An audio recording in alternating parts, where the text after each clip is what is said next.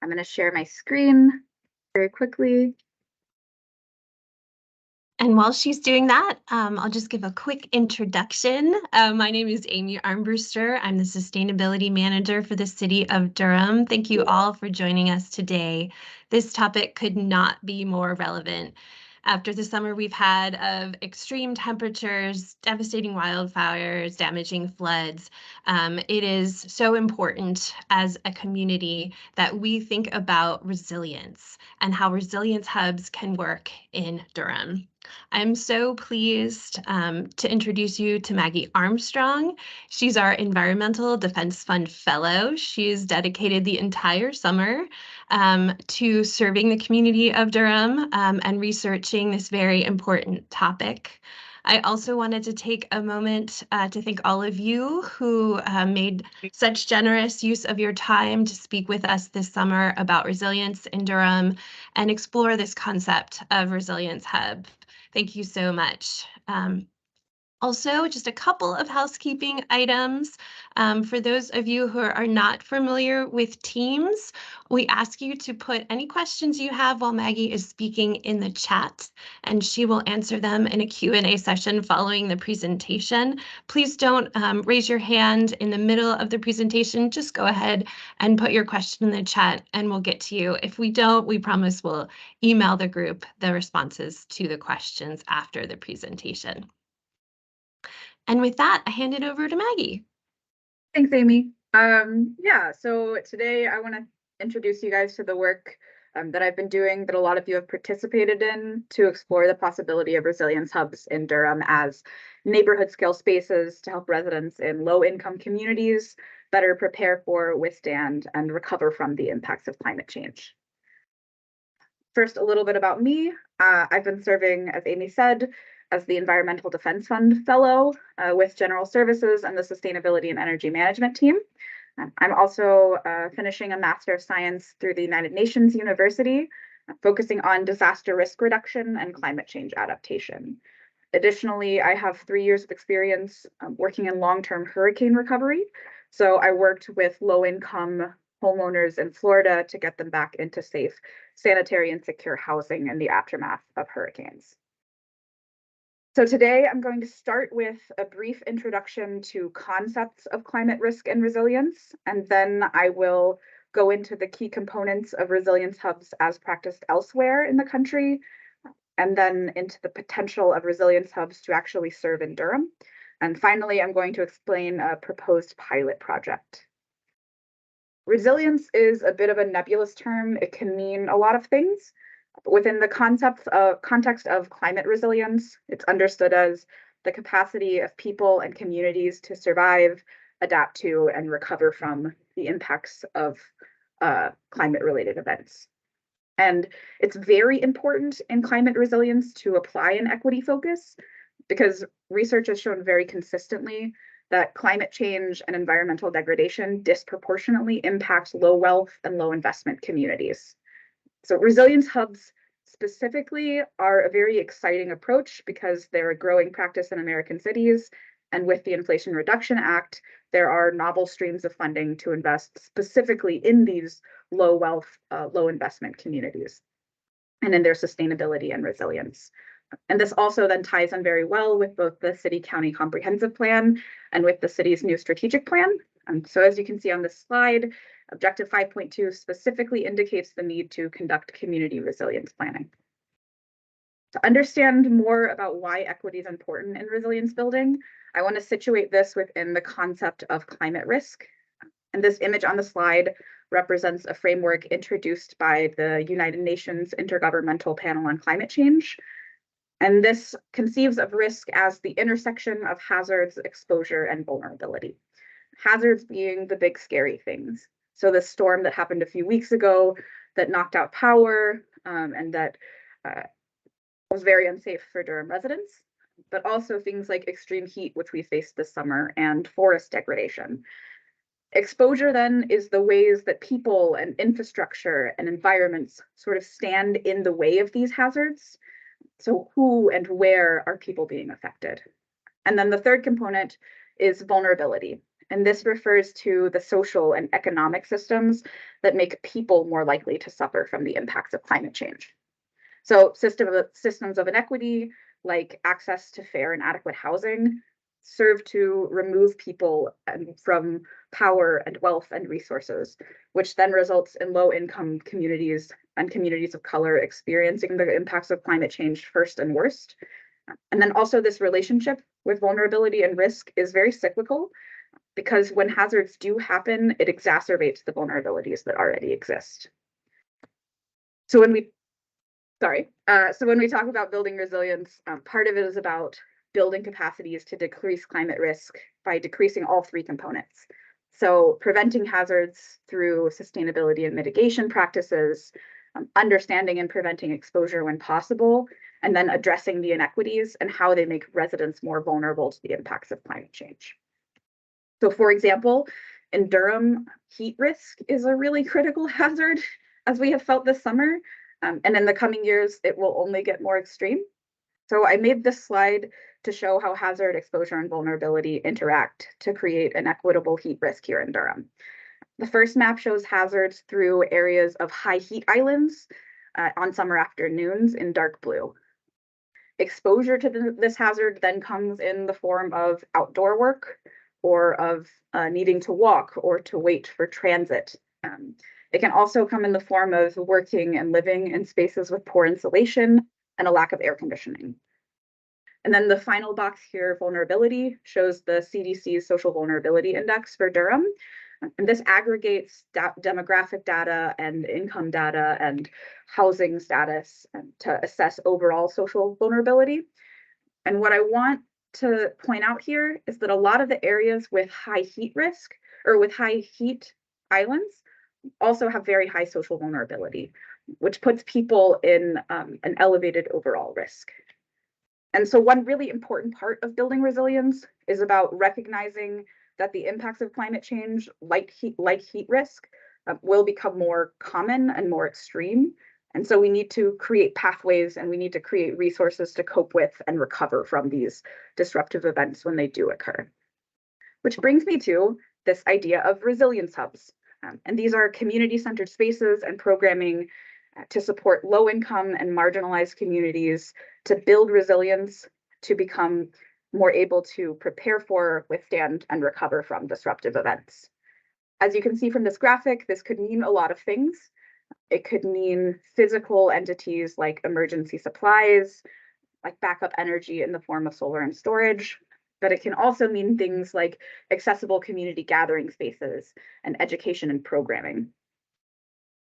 A quote that I really like that came from the Ann Arbor Resilience Hub leaders is that resilience hubs are not disaster centers. They are community centers that are also active in disasters. So though resilience hubs do engage with emergency management, they don't aim to replace traditional disaster response or traditional emergency shelters, but instead they're designed to provide continuous services in normal blue sky days, while then also serving in crisis scenarios as appropriate. To inform my work this summer, I've had two main guiding questions. The first being, what are the key components of resilience hubs? And for this, I've researched frameworks and guidance and best practices on existing resilience hubs elsewhere. And I've specifically interviewed a few leaders from hubs in other cities. The second question then was, how could resilience hubs work in Durham? And for this, I've held conversations with over 30 stakeholders, many of which are here today, thank you, from the city, from the county, and then also from relevant public, private, and nonprofit institutions. I've also visited a few community spaces, both to understand the role that they play in building communities here, and to understand the potential of their spaces as resilience hubs. So to this question of what are the key components of resilience hubs? In several conversations with stakeholders in Durham, we found it useful to categorize these components as facilities, people, and communications and programming. So as you can see in this image, facilities refer to these accessible spaces, these community spaces that are then reinforced with things like computers, internet, solar and battery storage, electric vehicle chargers. But one of the most important learnings from other cities who have instituted resilience hubs is that in addition to having appropriate technology and all the bells and whistles, these facilities should also be places where people feel comfortable and where they already know they can go for safe spaces and resources.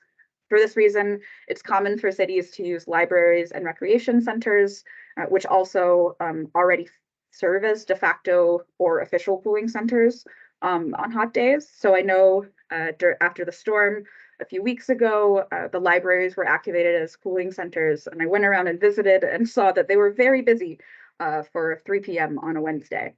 And so then this ties into the second component, people. So for a hub to build resilience, actual people from the community need to be at the heart. People should feel a connection to the space, and they should know about the resources available. And ideally, they should be then invested in the programming of the hubs.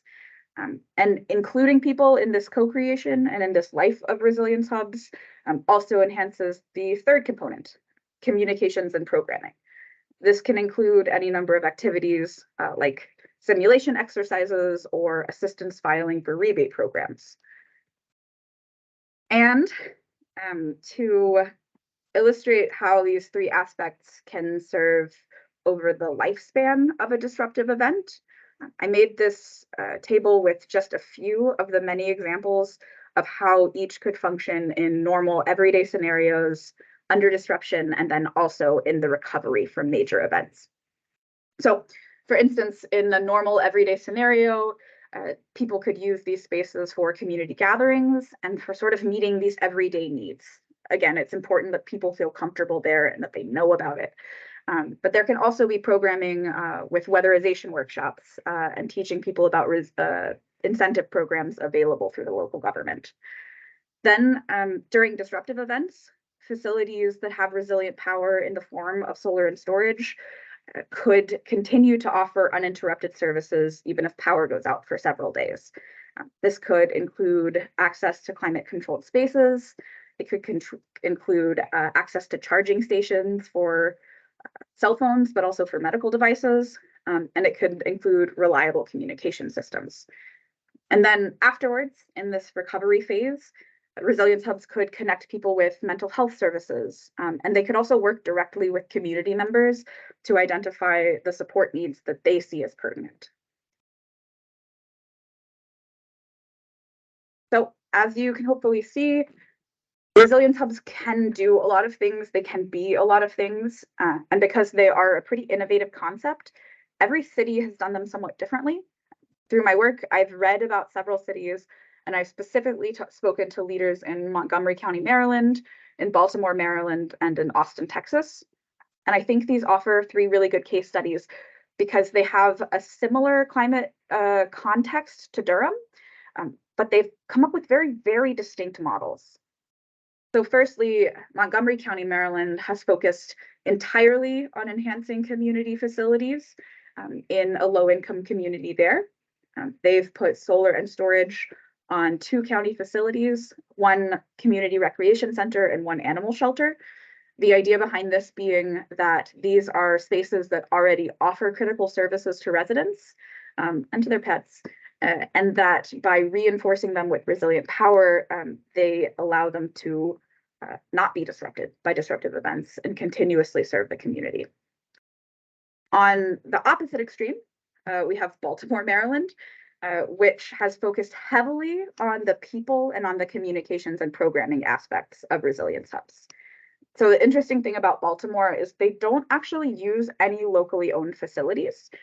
Instead, they have a network that is facilitated by the city, and it's a network of nonprofits and of houses of worship that are already active in doing resilience work.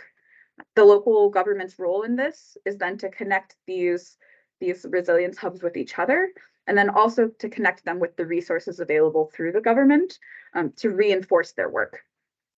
And so because of this kind of low input model and the flexibility that it allows, Baltimore has one of the most expansive resilience hub networks in the country. They have 18 resilience hubs, 4 of which have solar and storage, and 4 of which are slated to receive solar and storage. And one of the kind of very cool and very key learnings that I had from this conversation with Baltimore is that in a network of resilience hubs, not every hub has to do everything. So some hubs may be focused on providing Spanish language services because of the neighborhoods that they serve, while others may focus on working with unhoused residents. Some hubs may be more concerned with things like flood risk because of the location of their buildings and of their neighbors, while others might focus on getting water to people at bus stops on hot days. And then the third example is Austin, Texas, which lies sort of in the middle of Baltimore and Montgomery County. And I think it may be the model that is most appropriate for Durham. So they've started a pilot program with 6 publicly owned and operated hubs in connection with the city, the county, and the school district. And to realize this, they've made 3 separate internal working groups and co-developed this resilience programming and facility enhancements. The one group focuses on the facilities, one group focuses on emergency management, and one group focuses on community engagement. And through this community engagement aspect, they've done a lot of work with residents in Austin to identify spaces that people trust, and also to identify the kinds of resources and the kinds of programming that residents would actually want out of resilience hubs, which has been very cool. They've learned a lot of interesting things about the way that people engage with extreme heat. And then in future phases of this, Austin is also hoping to bring community-owned and operated resilience hubs into their network, much like the Baltimore model. So of these 3 examples, I think the common shared learning was that it's most effective to enhance spaces that already exist and to enhance spaces that the community trusts, so that resilience hubs can then be spaces of co-creation and of building on existing momentum. Because of where I sit in general services, I also wanted to zoom into this idea of enhancing these community spaces, and specifically into this idea of using sustainable infrastructure in resilience hubs, and for how that can build community resilience. So this image shows a facility that has solar panels, it has electric vehicle chargers, and it has battery storage. Together, these function as a microgrid. So in everyday scenarios, the solar panels generate energy from the sun, they power the building, they charge the batteries, and then they can feed excess power back onto the grid. But in a disruptive event, say a massive storm that knocks out power to 50,000 people in Durham, they could disconnect from the grid. They could then, the solar panels would continue to power the building, and the batteries would then supplement this. And because of this, this microgrid function could work for days under a grid outage and could allow resilience hubs to offer uninterrupted services like food distribution, like communication systems, and also, I've said this many times, but climate controlled spaces. It got very hot last week. And they could also offer refrigeration for temperature sensitive medication, because that is a real concern for many of our residents. And then in addition to this, in addition to these microgrid systems, many resilience hubs also include green infrastructure. So things like community gardens and parks to help with food insecurity and extreme weather mitigation. So with all of this in mind, I want to talk about the factors to consider for site selection. It's important that sites have fitting facilities, locations, and surrounding communities. The facilities should be, again, I've said this many times and I will say it many more times, accessible community spaces that people trust, that ideally have industrial kitchens, green spaces, and the capacity for solar and storage. Keeping with this Austin model of using public facilities, ideally the first location should be city, county, or DPS facilities. And then for location, they should be in low-income neighborhoods with high climate risk. And the facilities should be accessible for pedestrians in close proximity to transit and ideally outside of a floodplain. And then finally, bringing in this aspect of community to site selection. They should be trusted spaces, and they should also be places where there is strong community leadership who's willing to become invested in the project and to co-create it with the local government. So in my work, some of the spaces that have come up, both in the case studies that I've researched and in conversations with local stakeholders, were recreation centers, transit hubs, libraries, schools, day shelters, houses of worship, YMCAs, and health centers. I think from a city standpoint, recreation centers are probably the clearest path forward and offer a really great opportunity to invest in our community spaces. And now this brings me to what I think is the most important question, actually what is objectively the most important question of this presentation. How could resilience hubs work in Durham? So I've spent the bulk of my time here having conversations with over 30 stakeholders from the city, from the county, from the state, from DPS, and then from several other local institutions and state institutions. I have to be honest and say that I absolutely did miss important voices in this listening tour, because every conversation I did have pointed me in the direction of 2 more people doing related work in Durham. I think this really speaks to the legs that this could have here in Durham. And then also because of the limited scope of my fellowship, I've only been here for 10 weeks and I've learned so much. I did not engage directly with the community members, which would be hugely important in further work on resilience hubs. So a lot of these conversations have informed what I have already presented, but I wanted to share a few key and consistent insights. One second. Firstly, the local government and the local community here are already doing a lot of resilience work, and resilience hubs could really serve as a platform to connect this work. So for instance, the Departments of Public Health and Social Services are active in helping elderly and low-income residents prepare for the impacts of climate change to their homes and to their health. Similarly, the HEART program's work includes a lot of things like getting water and snacks to unhoused neighbors on hot days and helping them find cool spaces where they're allowed to be. And then we also have community organizations in Durham, like the West End Community Foundation and like Latin 19 and various houses of worship, which do very important work with vulnerable populations to build capacities, to build community cohesion, and to build resilience. And so through these conversations, when we've introduced the concept of resilience hubs, person after person has had like ideas and they've had visions for how this could tie into their work and how resilience hubs could then serve to function their communities.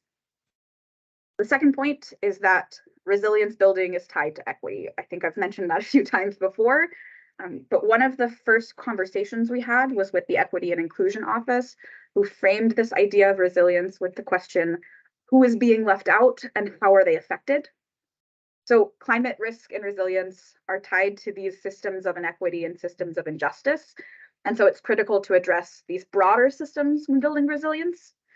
One conversation that we had with Matthew Palmer, who's the executive director of school planning with DPS, we discussed how reliable, affordable, and safe access to food, housing, and transportation are critical, especially for vulnerable communities. And as we learned in COVID, when residents face hazards, also when they face climate hazards, these will be some of the first and some of the most extreme pain points.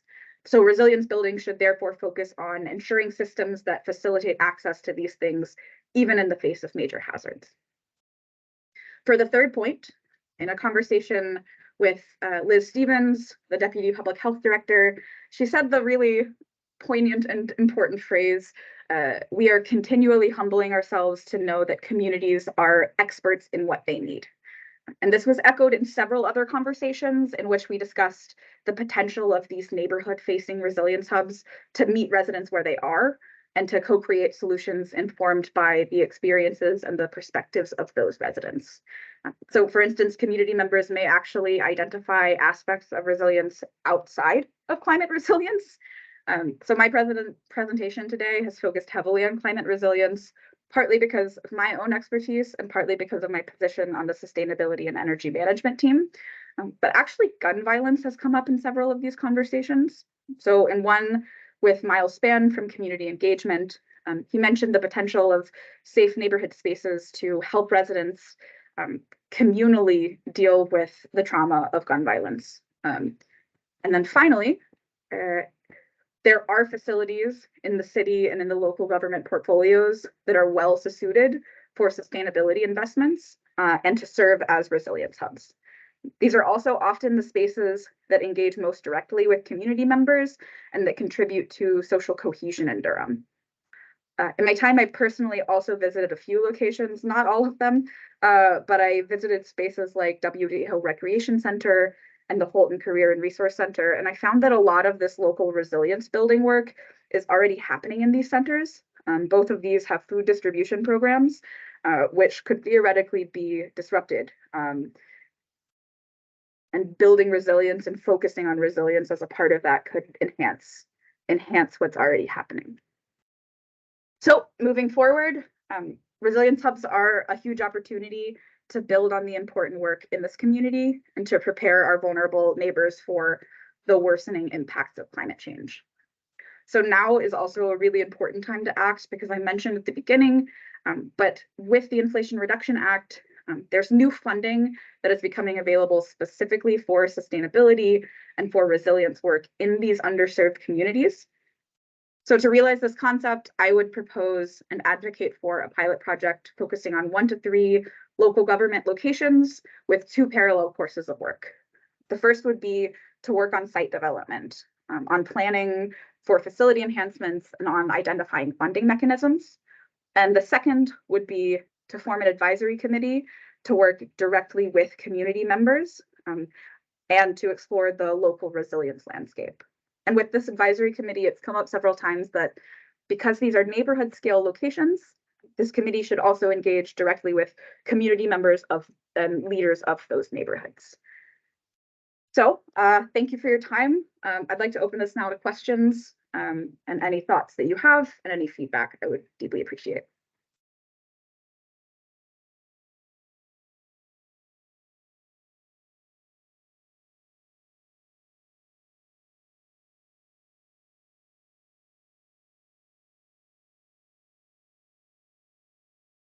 I also have prepared a few kind of questions that I would like to ask you guys. So they would be, how could this tie into your work in Durham? And are there other applications of resilience hubs that we haven't considered? Secondly, what barriers do you see for bringing this to life? And third, what partners in the city, the county, and the community would be important for an advisory committee, and which would best be suited to lead?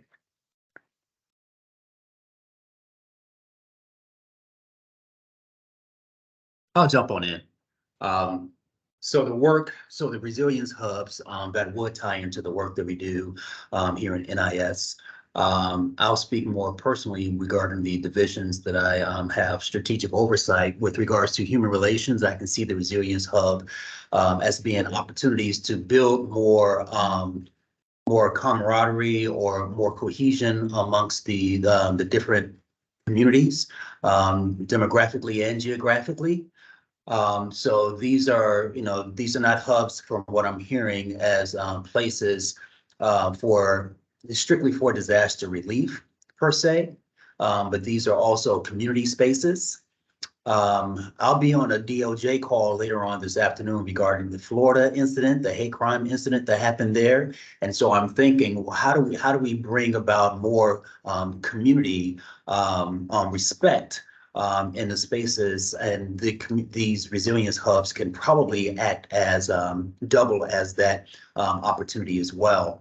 Likewise with engagement, and to see our community engagement work, our equitable community engagement work expand around these resilience hubs, so that we can not just bring in the communities that we know are quote unquote marginalized, but also those that are our foreign-born neighbors that we don't hear from as much. I'm sure there's some elements of resilience or the need to have some resilience within those communities as well, but then to bring them in a space where they feel safe and they feel like they belong.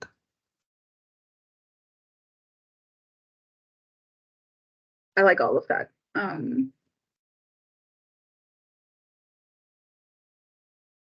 Maggie, hey, a it's Gina. question. Oh, I have I'm sorry. a thought, and it's to the bottom bullet, which is what partners in the city, county, and community would be important for an advisory committee. I think coming out of the storm event, almost 2 weeks now. Emergency Management Services did a great job of leading in identifying cooling centers and prioritization around that. So I think when you're looking at spaces that already serve the community and how you can make them resilient, and maybe which ones were I think frequented. I believe the library saw a lot of folks going to the downtown library, maybe more than they expected. And so as you look to prioritize where you might establish resilience hubs and who's already working in that space, I think, you know, the emergency management team did a good job of trying to work on that. So that they definitely would be helpful to have on an advisory committee. Especially as we're looking at places that may not have backup generators or places to invest solar and create these spaces that can be available for others during times of crisis, whatever the crisis may be. I think so. One of our early conversations was with Janaja Johnson, who is runs the shelter system and also I think coordinated a lot of the cooling centers. And I think that makes a lot of sense. I think that echoes a lot of what we talked about in that conversation. I see a hand up. There's a lot going on. Nisha.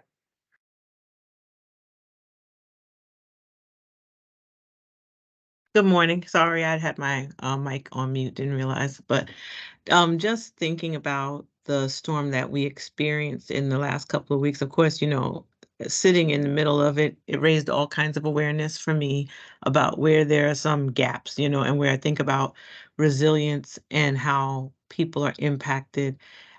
In my mind, there are these centers or these hubs or facilities that we're talking about making accessible to community members. But then there's the flip side in people needing to access resource without having to necessarily go to a center to receive them, and thinking about resilience in general and how the centers serve as places to proactively engage people in resilient behaviors or to make communities more resilient. And I'm wondering kind of like what what ways your research informed that perspective.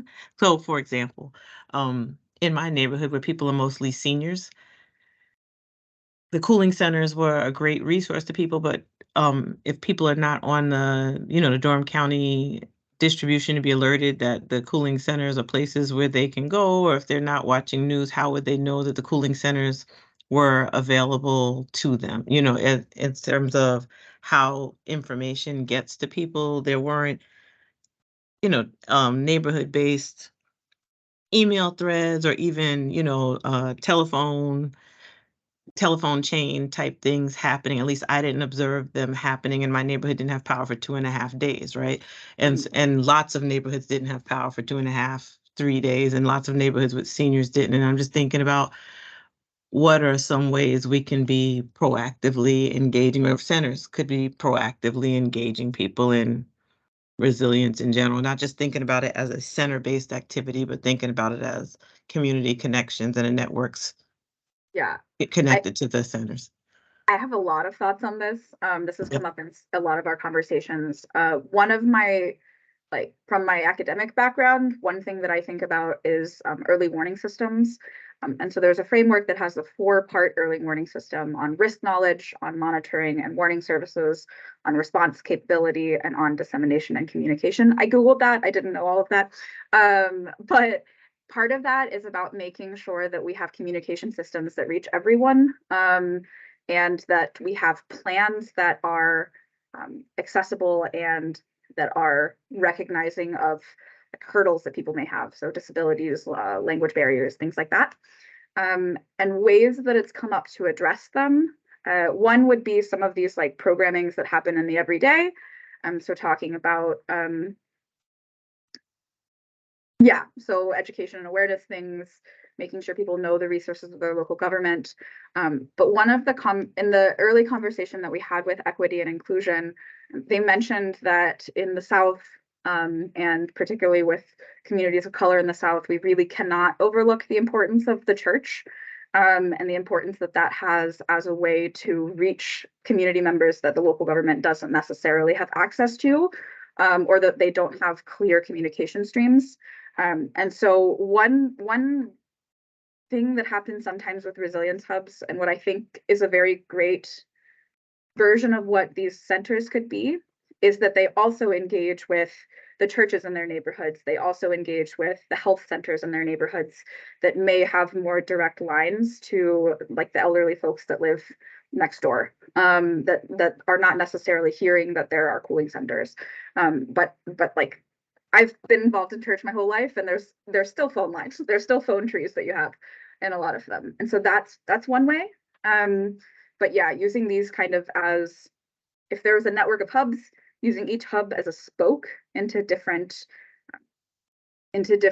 natural hubs within the communities that maybe are not owned or operated by the local government. So Amy, there's a question from earlier in the chat that I'm gonna ask you to respond to so that Maggie's not on the spot. And if you could talk about more the aspects, the elements, and not the specifics, because it's not a question that we can really fundamentally answer, that would be great. But things that people may not be familiar with about, the economics of solar, the economics of battery, and those types of things, just sort of what those critical elements are. Yeah, thanks for your question, Andre. So you asked what it would cost to build out a resilience hub in Durham, and I think, Summer, you've touched on one of the higher capital costs, building out resilient energy. And so solar right now is about $2.20 a kilowatt or watt. And so creating solar is one of those big capital expenses. Storage is probably about double that. So it's quite a large capital expense. But as Maggie very adroitly pointed out, it's something that our community needs to build resilience and respond to what we understand will be ever worsening climate events. And so I think it's well within our comprehensive plan strategies. It's definitely within our strategic plan goals, our carbon neutrality goals. This is something that I've been thinking about a lot.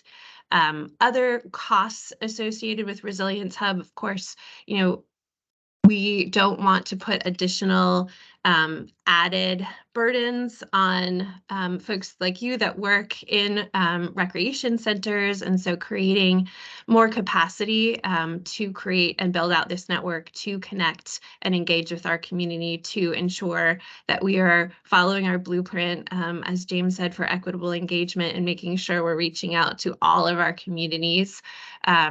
And really listening to what their needs and co-creating this space to meet those folks who are hurt first and worst. The short answer, Andre, it's not cheap, but I think it's worth it.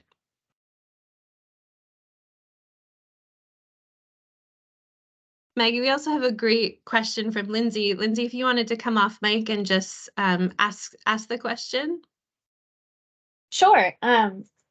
Thanks so much, Maggie. This has been a really great presentation, and all your work is very appreciated by the city and others. More of sort of a comment really than a question. I think for number 3, and maybe it's a question, I'm wondering if you've connected with sort of like hospitals and medical centers, because we know that these events lead to high rates of hospitalization, both for injuries and heat stroke and things like that, but also for mental health issues that tend to present more in some of these catastrophic events. And then the second point that I had on here was just wanted to echo something that Nisha said around informal communication networks, which we're probably not aware of all of those, but I think those are a really important piece to think about. And I know you just touched on that a little bit.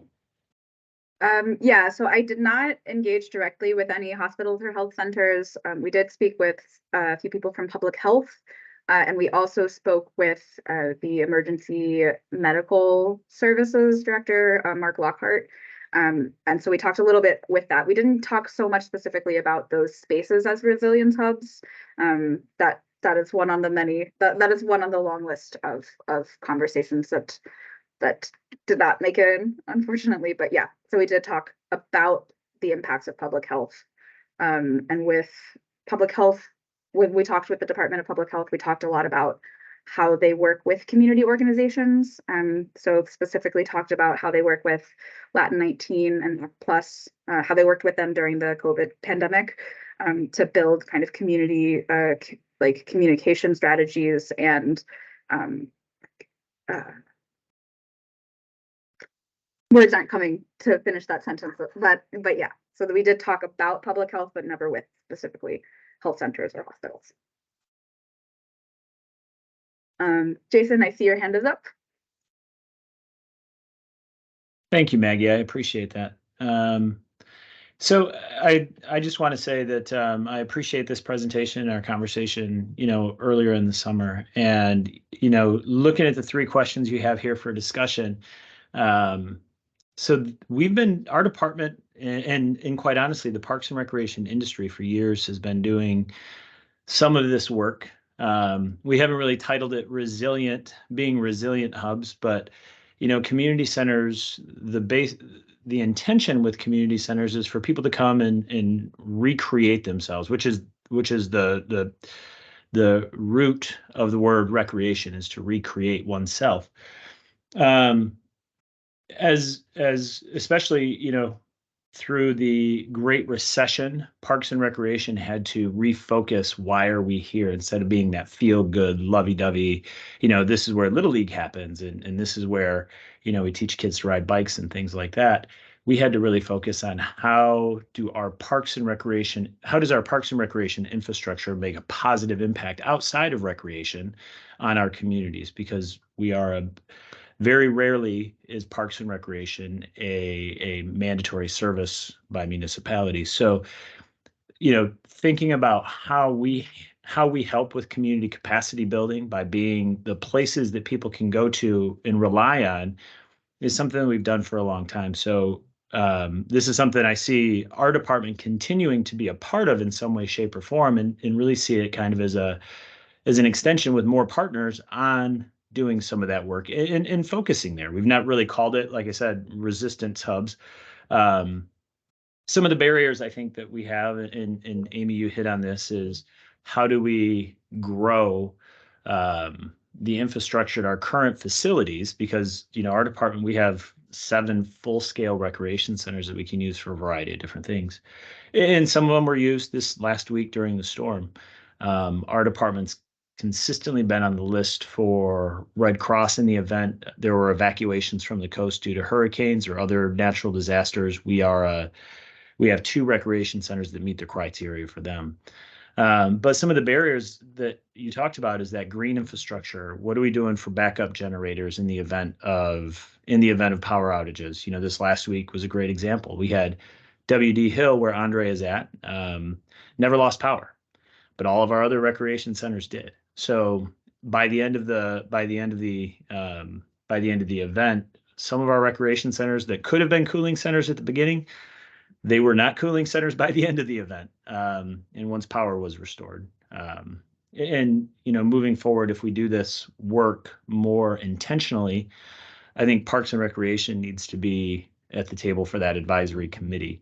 In some instances, depending on the situation, how operational it is, it might be wise to have recreation center supervisors, people like Andre, people like Andrea Hicks, some of the folks that operate our recreation centers. It would be good to have them potentially leading operations because they understand the resources at the center. And quite honestly, some of the informal communication that needs to occur, our staff know, because our staff engage with members of the public that rely on walking on a daily basis. Our staff engage with them on a daily basis. So that would be important. The other thing is with recreation centers, and depending on how far we move forward with the Resilience Hub, is we can't lose sight of recreation centers being there for recreation, for people to recreate themselves. So if the requirements for resilience hubs become too overwhelming for activities to occur, then we need to watch out for that as well. The gap is because I've been taking notes, because I've really appreciated. those insights. I think I really appreciate what you say about having like staff members in this advisory committee. I think I forget who it was. Somebody that I talked to within the past few weeks mentioned that like this advisory committee should be like locally specific. So there, if we had a few different locations, they might have slightly different teams because what's happening at WDE Hill is very different than what's happening at Weaver Street. It's very different than what's happening potentially if we broadened it at some point to include houses of worship. Like the people in the activities, they're serving different purposes. Yeah, and and I just want to jump in there. Folks like Keith Dos Reese at Holton. Yeah. The other thing is he knows how to communicate using different methods than a recreation center supervisor at one of our other facilities. So there is some nuance in communication depending on the community that needs to utilize that resistance hub at that time. Mm-hmm. Yeah, that makes a lot of sense. I just want to jump in too and echo something that we heard from you this summer, Jason, about how resilience centers also need to be able to be energy efficient, right? So they need to have functioning HVAC systems. They need to have functioning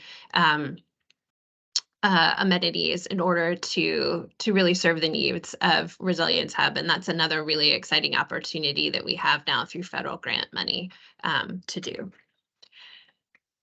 Thanks for those comments.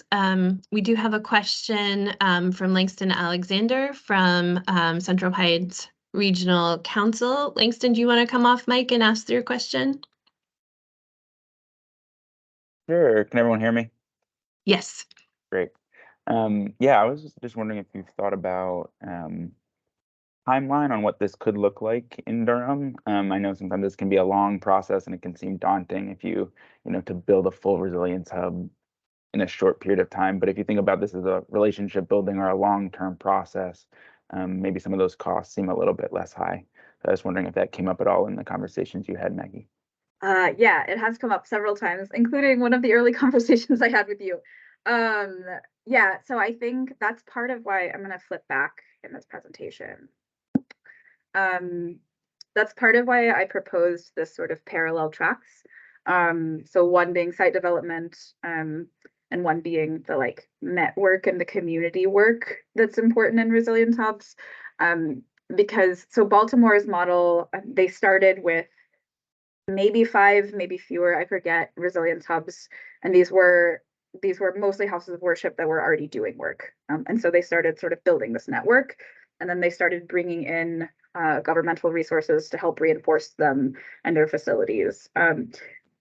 And I think with the opportunities that are available through the Inflation Reduction Act, it makes sense to start working on the site development aspect and bringing in the money for these pilot locations at the same time. So instead of the Baltimore model where you build the network and then start bringing in things. And I think part of this is just recognizing that like these locally facing community-centered spaces in our city and in our local government portfolios do a lot of really important work, and it's worthwhile just to invest in the sustainability and the resilience of their facilities to enhance their work.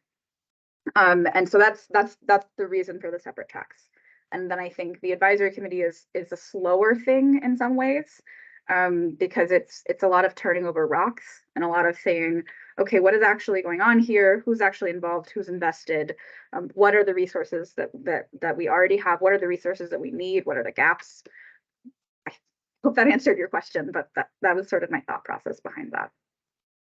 No, that's wonderful. Thank you so much. We also have a question from the state DHHS, Sarah Hatcher. Sarah, did you want to come off mic and ask your question? Sure. So thanks, Maggie. Again, great presentation, and we really enjoyed our conversation with you. One of the parts of the conversation we had that stood out to me was kind of the discussion about the training needed for staff at a resilience hub or a cooling center. And I'm wondering if you could speak a little bit to overall what types of training you think are needed for staff who are working at places that could be considered resilience hubs. Yeah, I think for this, it's different when you consider sort of the different scenarios. So or normal everyday scenarios during a disruptive event and then after a disruptive event. When I spoke with Austin, they mentioned that a lot of their normal everyday activities it's not so much coordinated by the people who, well, it's coordinated, sorry. They bring in a lot of activities from something like public health or from something like social services to work with community members in these hubs. And so the preparatory doesn't necessarily require training because it's a lot about connecting resources that already exist through these community centers. Then also kind of a consistent thing that resilience hubs tend to have is an emergency plan. So if there is a disruptive event, so say this storm happens again and the recreation centers have the ability to island power and to function as a microgrid. The question is, how do we activate them as cooling centers? The county did that. Part of the question is, how do these communication systems get out? Part of the question is, who goes in and opens the building and for what hours? And so it's a little less training and a little more making of contingency plans and delegating responsibilities and making sure that everyone knows what the path is for this. Yeah, and I think also to Jason, so like a point that Jason made, the staff that work in these centers, they already are so well integrated with the community members who are invested in the centers. And so I think like training them to engage with community members is not necessary in that exact way, because they're already doing that important work. Right. So do you have any follow-up questions, or did that address? No, that makes a lot of sense. Thanks, Maggie. Yeah.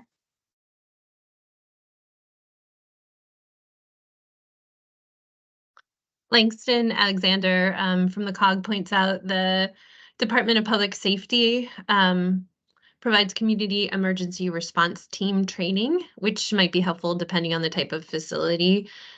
We also heard from our Durham County EMS folks that trainings on first aid, CPR, recognizing the signs and symptoms of heat stress, and what to do could also be great opportunities for training.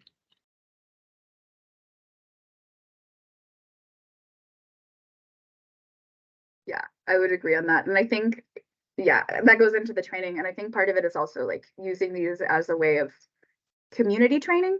And so I've mentioned briefly at some point tabletop exercises. So sit people down at a table and say, okay, if we had an ice storm tomorrow, what happens in your life? What are the things that like you will need? What are the things that you are doing? How are you moving around? How are you not moving around? That kind of stuff. I like the idea of kind of co-creation, both of like of the space, but also of the programming and of the like working with community members to understand their needs through these neighborhood centers.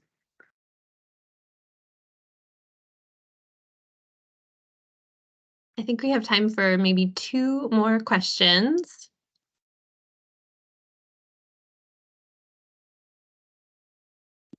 Stacy?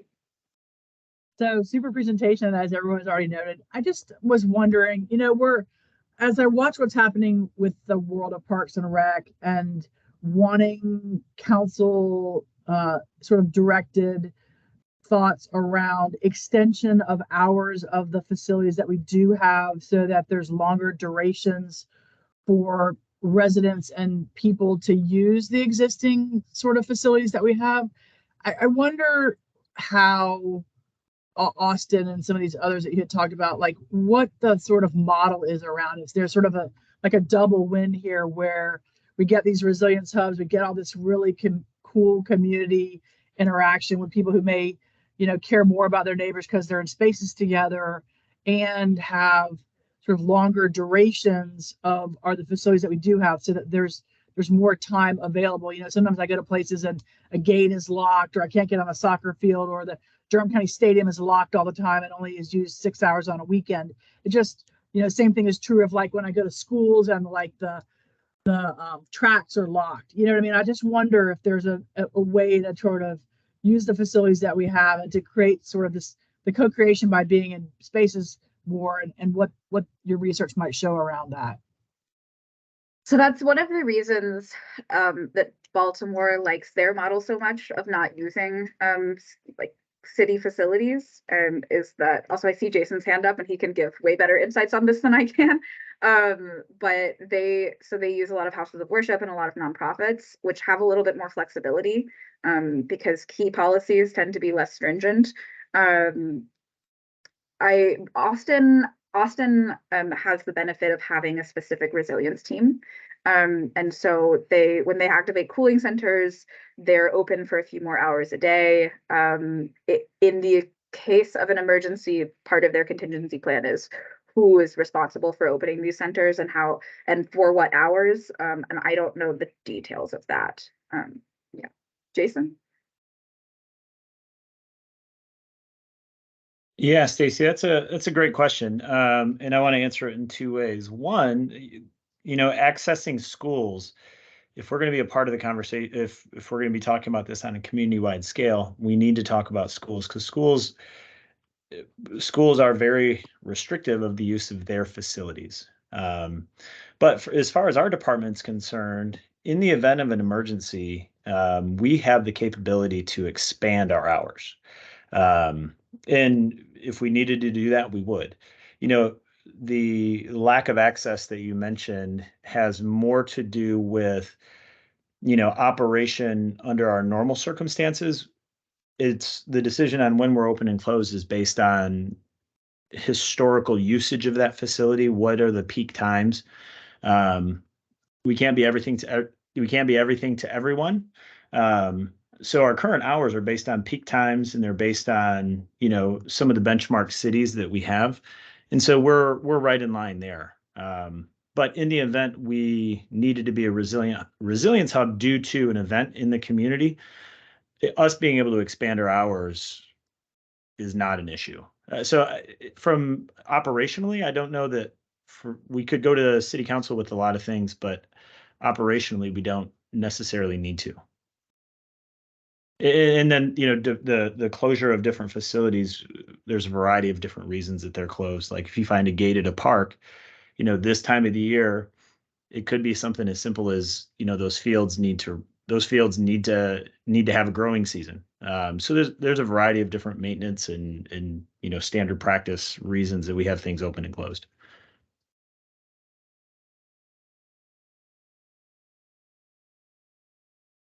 Okay, sorry, I was Thanks. typing again. Thank you so much. I think I'll give the last word to Mr. Andre. I think you had one more thing that you wanted to say. Do you want to come off mic and close us out with questions?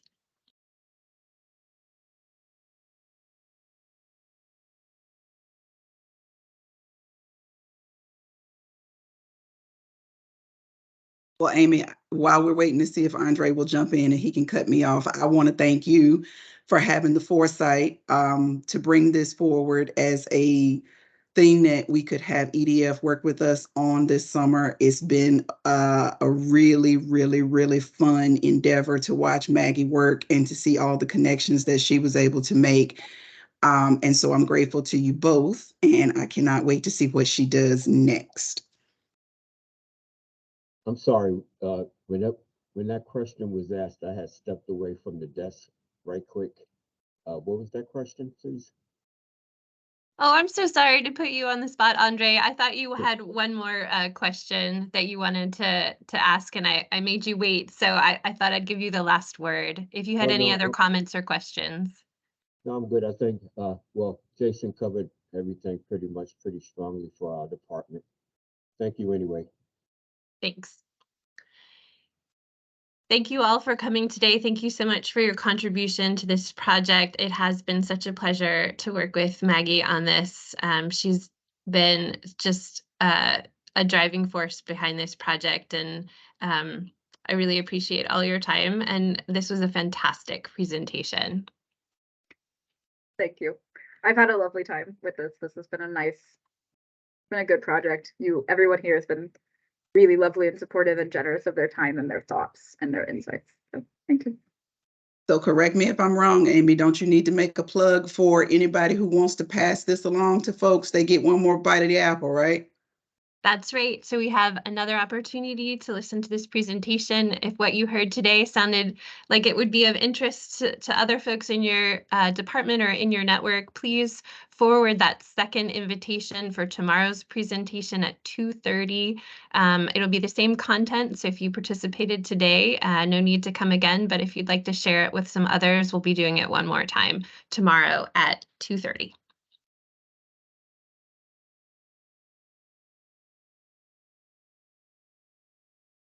All right. Thanks all. Have a great afternoon. Excellent work. Thank you.